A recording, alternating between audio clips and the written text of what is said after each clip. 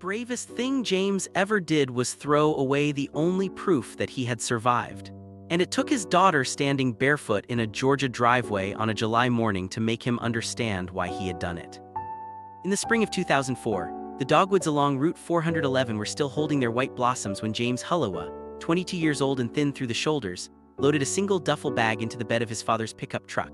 The truck was an old red Ford with a yellow ribbon magnet on the tailgate, and it sat in the red clay driveway of a white clapboard house that had been in the family since before anyone could remember. His mother, Carol, 51, gray at her temples and steady in her hands, had pressed a sweet tea into his hands that morning and then stood very still on the porch. She did not cry. People in that part of Georgia did not cry at the start of things. They saved it for later. Carol, You eat when they feed you, even if it's bad. James. Yes, ma'am. He was Army, 1st Infantry Division.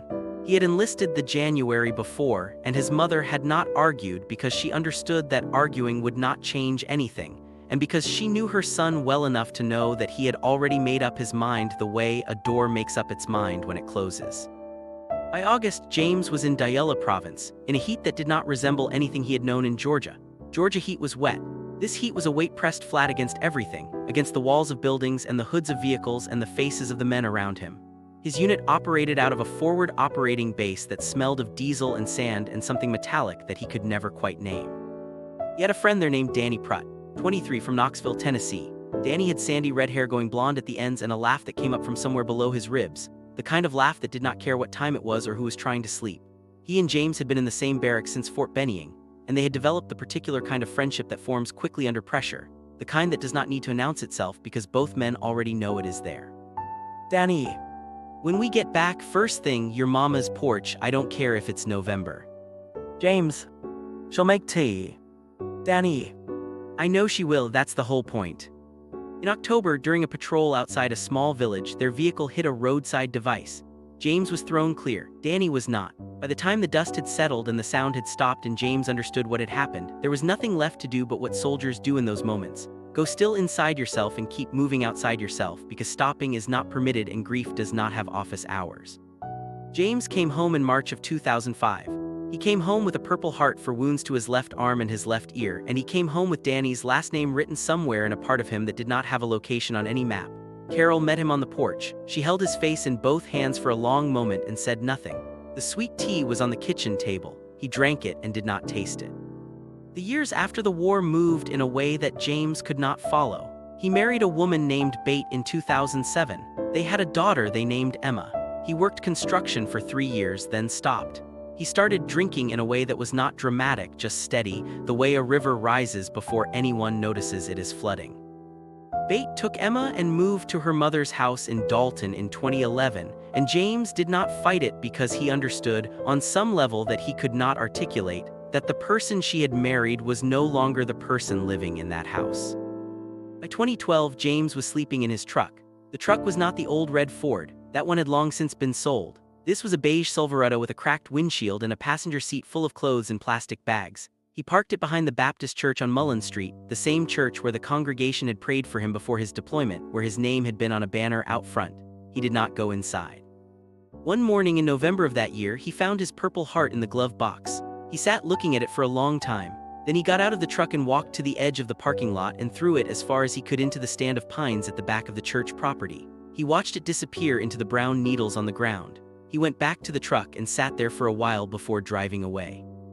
He told himself he had thrown it away because he did not deserve it. What he could not yet say was that he had thrown it away because holding it felt like being held responsible for something that had no name and no resolution, like carrying a key to a door that no longer existed.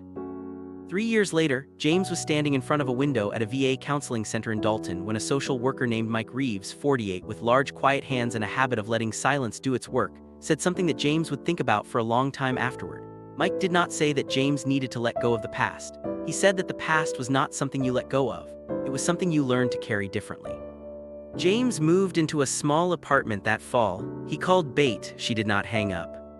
Emma was 8 years old the first time she saw her father sober for more than a week. She had Bate's eyes and Danny Prutt's laugh, though she did not know Danny and never would. She came to the apartment on a Saturday in July and stood in the doorway with a paper bag of groceries that Bate had sent, looking at her father with the particular expression children have when they are deciding whether to trust something. Emma. Grandma says you were in the army. James. I was. Emma. Did you have a medal? James looked at his daughter for a long moment. The summer heat was coming through the screen door, the kind of Georgia heat that never quite lets go, and somewhere down the street a lawn mower was running and the world was very ordinary and very present. I did, he said. I lost it, he paused, but I remember what it was for. Emma came inside and set the groceries on the counter. After a while, she asked him to tell her about it. He sat down at the kitchen table and he told her about Danny Prutt, not all of it, the parts that a father could tell an 8-year-old on a July afternoon, the laugh, the plan about the porch, the sweet tea. Emma listened with her hands folded in her lap, the way children do when they understand that something is being given to them and they should hold it carefully. James never retrieved the medal from the pines behind the church. He thought about it once on a walk past that parking lot. He stood at the edge of the lot in the cold and looked at the tree line for a long time. Then he turned and went home. The medal was the right shape for where it was. Some things are meant to stay in the ground. What he kept instead was a habit. Every year on Danny Prutt's birthday, James made 2 glasses of sweet tea and set them both on Carol's porch. He drank one slowly. He left the other where it was until evening.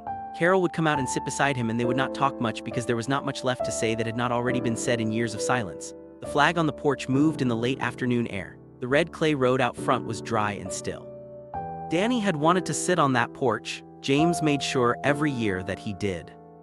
I have thought about James Hullowa many times since I first heard his story. There is something he understood, maybe without knowing he understood it, that carrying a person forward does not require a ceremony or an object or a formal occasion. It requires only the willingness to remember them in ordinary moments, in the particular things that made them real. A laugh, a plan, 2 glasses of sweet tea on a summer afternoon.